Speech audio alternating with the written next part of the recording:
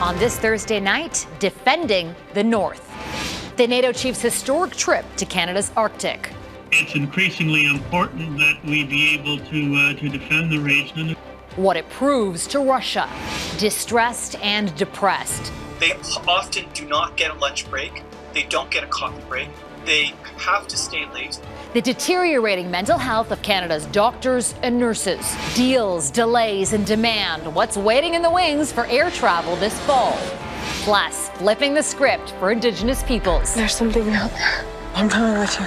The Hollywood blockbuster made in Alberta, rewriting representation. Global National with Donna Friesen.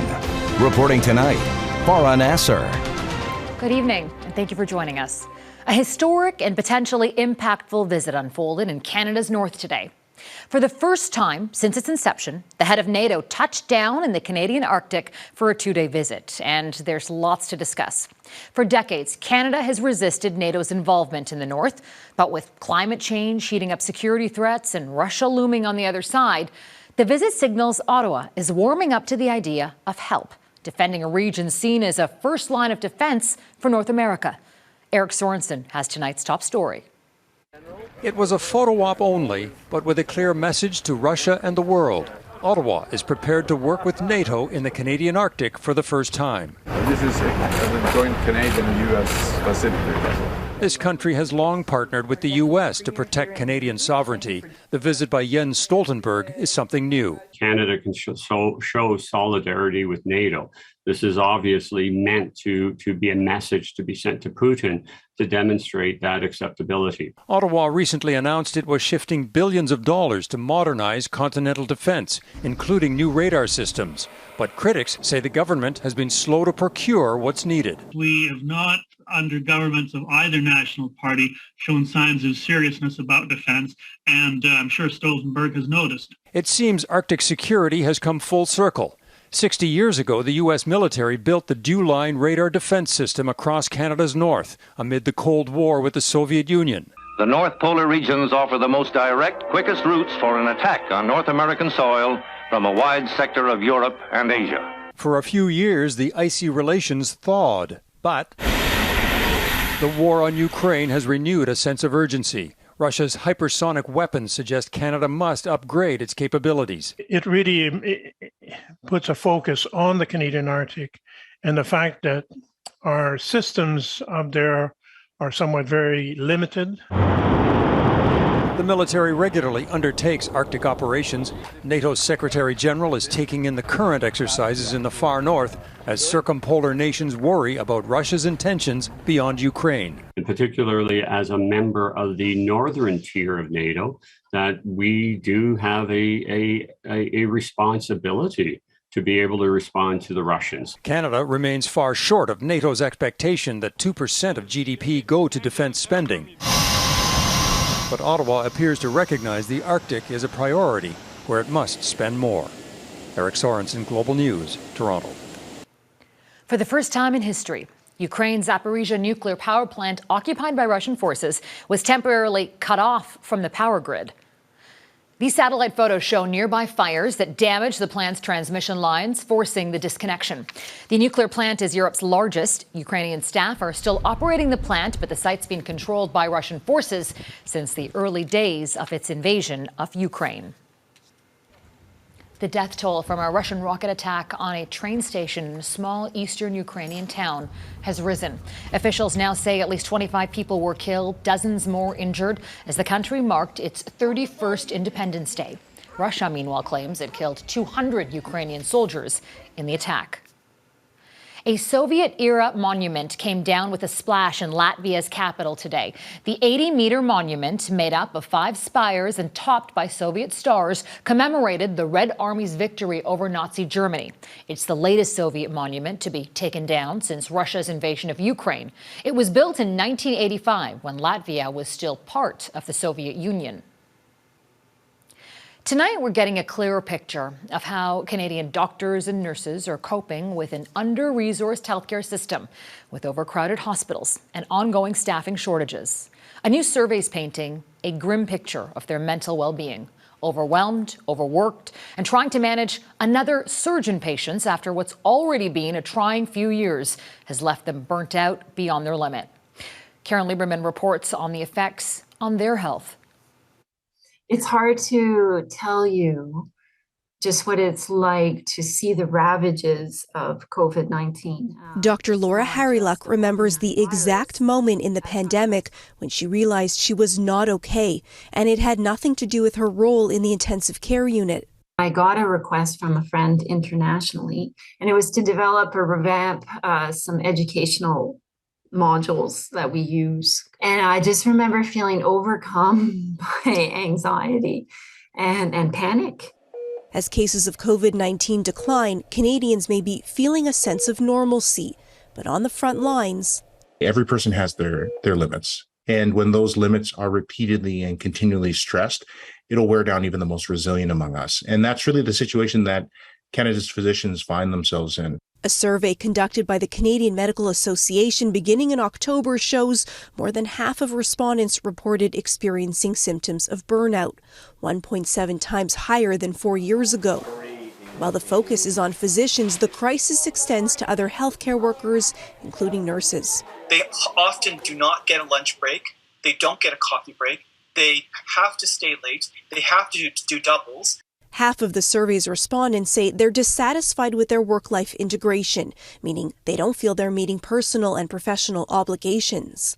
An overwhelming number say they aren't professionally fulfilled. Yet physicians work more hours in an average week than any other Canadian employee, with medical residents spending the most time on patient care. When there are staffing shortages, it inevitably means that the clinicians who are there have to work longer hours.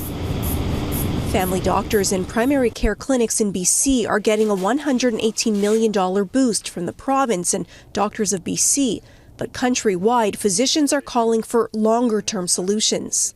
I couldn't keep up with it. Dr. Darren Markland recently gave up one of his two specialties.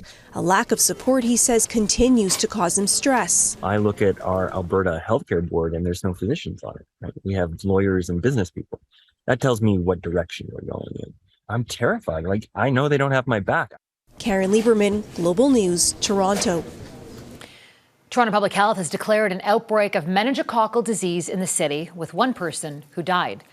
The agency sounded the alarm after confirming 3 people, including the person who died, fell ill with the disease in July. All were born in countries that did not provide childhood immunizations against it. Adults aged between 20 and 36 are now urged to get vaccinated if they haven't been.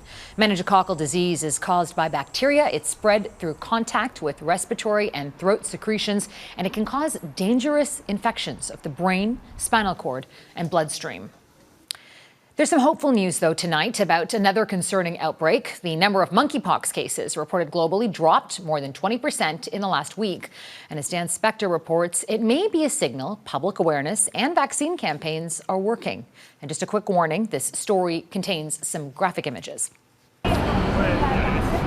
For months, Montreal was the epicenter of the monkeypox outbreak in Canada. At his clinic, Dr. Régent Thomas was seeing a constant stream of new patients dealing with painful lesions caused by the virus. But recently, he says, things have changed. Since August, we have an important decrease of the case. At the same time, Dr. Thomas is noticing less monkeypox on the front lines. The World Health Organization says the number of new cases around the globe is dropping. Last week, the number of weekly reported cases fell by more than 20% globally.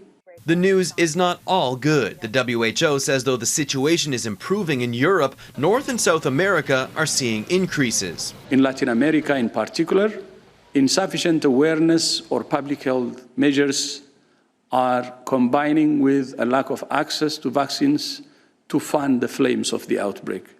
The United States has the most cases of any country with more than 16,000. Here in Canada, there are now just over 1,200 cases. Ontario has the most with 583, and Quebec has 471. Not the time to drop our guard, says Dr. Thomas. Now we have to understand, I think it's too early. The virus is spread through prolonged physical contact and is mostly affecting men who have sex with other men. The population here has been encouraged by health authorities to get vaccinated and change their behavior to protect themselves. So I think definitely vaccination has worked, and also public health messaging around any infectious disease is very important. But Dr. Thomas says he's already seen previously vaccinated patients come in with infections. Will we see more case in the weeks between the efficacy of the vaccine is decreasing? It should be a 2-dose vaccine, but with supplies limited, so far most people here are only getting 1. Meanwhile, the WHO is looking at recommending even smaller doses to stretch thin reserves. This strategy of what's termed using fractional doses for vaccines is not a new strategy. All this as research out of Halifax finds more than half of Canadians are at least mildly concerned about monkeypox. Dan Spector, Global News, Montreal. Just days before this year's final Grand Slam tournament, Novak Djokovic has pulled out of the U.S. Open because he's still unvaccinated against COVID-19. The Serbian tennis superstar is still unable to enter the United States due to the country's COVID-19 travel restrictions. He announced his withdrawal on Twitter, saying he will keep in good shape and wait for an opportunity to compete again. Djokovic has already been forced to exit several major tournaments throughout this year because of his refusal to get vaccinated. A revealing memo sent to Canada's top soldier. Coming up, what he was seemingly warned about as the convoy protests in Ottawa raged on.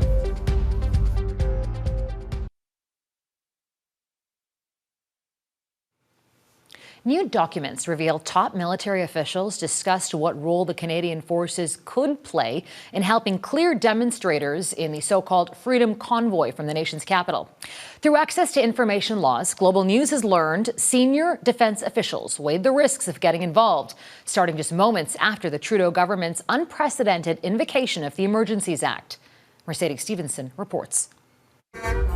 In the midst of the occupied streets, the honking, the parties, and the security threats, the Canadian military was trying to figure out what it could or should do if the government came calling, asking for help. This being a very unstandard situation, something very exceptional, there's no doubt that they were anticipating being asked. Documents obtained by Global News show the military's top lawyer sent legal advice to the Chief of the Defence Staff, General Wayne Eyre, within minutes of the government invoking the Emergencies Act. Titled Canadian Armed Forces Assistance to Law Enforcement, Legal Basis and Authorities, the document is heavily redacted, page after page blanked out. But the military was also drawing a blank, scrambling to figure out what to do. Here you had an unprecedented situation in that the Emergencies Act had never been invoked. It's not uncommon for the military to help out in domestic emergencies like forest fires, floods, even the pandemic. But using the military to help law enforcement is a touchy subject. But sources tell Global News RCMP Commissioner Brenda Lucki wanted military help. Not in the form of soldiers in the streets alongside police, but she did want access to the help of heavy towing capabilities the military had. So just because you call it the armed forces, it doesn't necessarily mean you're necessarily looking to have uniformed members in the streets helping police to do law enforcement. Both law enforcement and military sources say neither the Chief of the Defence Staff or the Minister of National Defence wanted troops anywhere near law enforcement. The document appears to give legal advice along the same lines, warning the Canadian Armed Forces have, quote, flexible authority, but it does not apply to the provision of the Canadian Armed Forces assistance in relation to law enforcement matters. The document references the military acting in relation to the definition of, quote, threats to the security of Canada, but redacts what those threats, if any, may have been. Ironically, perhaps the only clear thing here is the confusion with the military saying the Emergencies Act doesn't make it clear how or if the military is empowered to do something. All of this certainly has been a wake-up call that the Canadian Armed Forces are operating in a new and unprecedented environment. Farah? Thanks, Mercedes. Mercedes Stevenson is reporting from Ottawa tonight. The U.S. Department of Justice has now submitted a redacted version of the affidavit that led to the August 8th search of former President Donald Trump's home in Florida. And those documents are set to be made public tomorrow. The affidavit convinced a Florida judge that there was probable cause that evidence of a crime was located at the estate.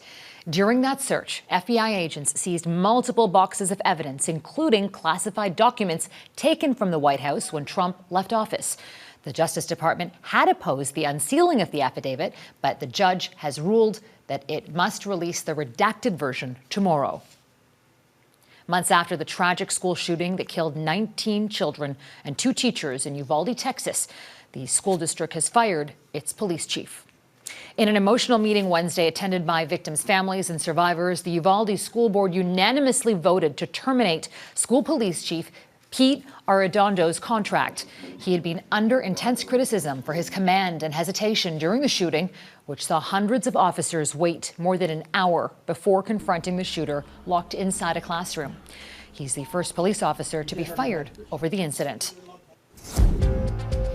It's not over yet. Ahead, why air travel chaos is set to survive past the summer.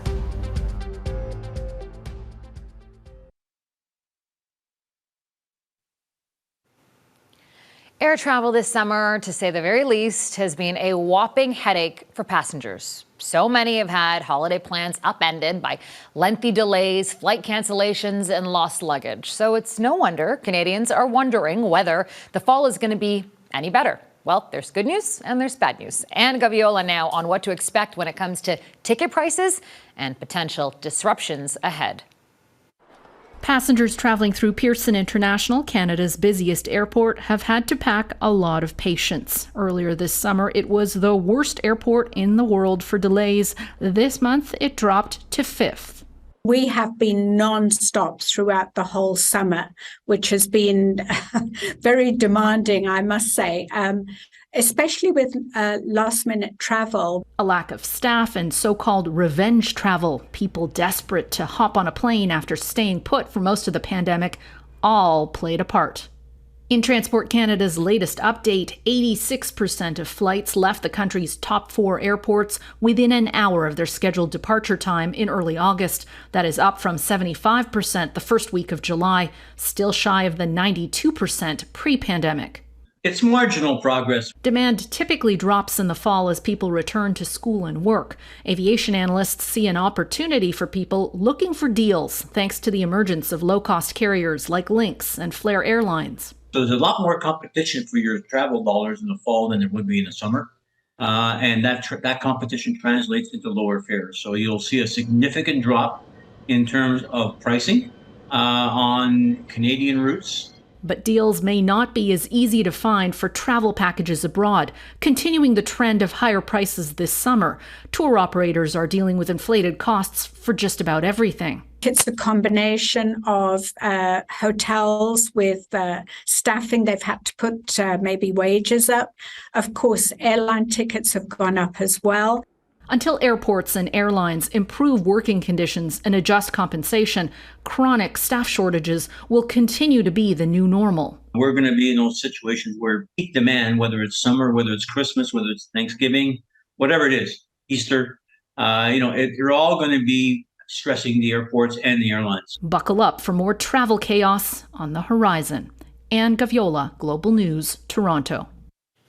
Because you all think that I can't. Stick around. Next, Indigenous pride faces off with one of Hollywood's most iconic sci-fi monsters.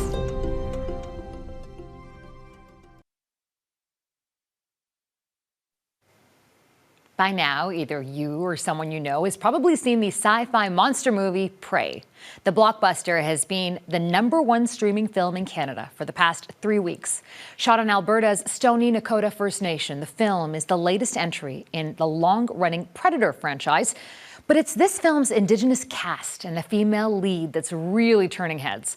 As Heather Yurex-West explains, the movie's success is showing how First Nation, Métis, and Inuit artists are ready to take Hollywood by storm. She may not look anything like Arnold Schwarzenegger, but the lead in the latest Predator franchise film commands the screen as a bona fide action star, a warrior who is both female and Indigenous. It was really hard to even talk about this without crying. Michelle Thrush is an Indigenous actress who stars alongside Amber Midthunder in Prey. I can remember my oldest daughter at one point when she was, a teenager a few years back, but she was like, "Mom, I wish I was white." And that broke my heart because we just don't have the amount of heroes that we need to inspire our youth. And for me, that was 100% what my motivation was in Prey. It's really inspiring to see more representation because growing up, I didn't really have a lot of that. That way he doesn't go all the way across. But Laura Royal has plenty of inspiration now. The film student is a week away from graduation, one of 20 Indigenous students at the Counting Coup Film Academy in Siksika First Nation near Calgary, a program co-founded by another Indigenous actress taking Hollywood by storm. At least get you a pouch of juniper ash. Jessica Matten currently stars in the hit AMC series Dark Winds. When I started out, I didn't get work for the first 5 years, and the constant message in the room, in the auditions rooms, was, "Jess, you're a great actor, but the producers and directors just don't know what to do with your look." I had to deal with a lot of racism growing up in Calgary. But that's changing now in a big way, thanks to a growing number of Indigenous writers, directors, and producers, with people like Thrush and Matten working to inspire and mentor even more. Being Native, part of your duty, if you want to, is to continue to help break the cycles of intergenerational trauma amongst our people. The only reason I ever got into this business was not for glory and fame and money and red carpets, ever. It was always about using the art to heal our people. By showing a generation of Indigenous youth that if a woman who looks like them can slay the fiercest of predators, their dreams might just be possible too. Heather Urex West, Global News, Siksika First Nation, Alberta. The future looks bright. That's Global National for this Thursday night. I'm Farah Nasser, and on behalf of our whole team here on Global National, I want to thank you so much for spending part of your evening with us. Tonight's Steer Canada is overlooking Grace Lake at Narrow Hills Provincial Park in Smeaton, Saskatchewan. We love seeing your Canada, so please keep emailing us those photos to viewers@globalnational.com. Until tomorrow, take care of yourselves and each other. Good night.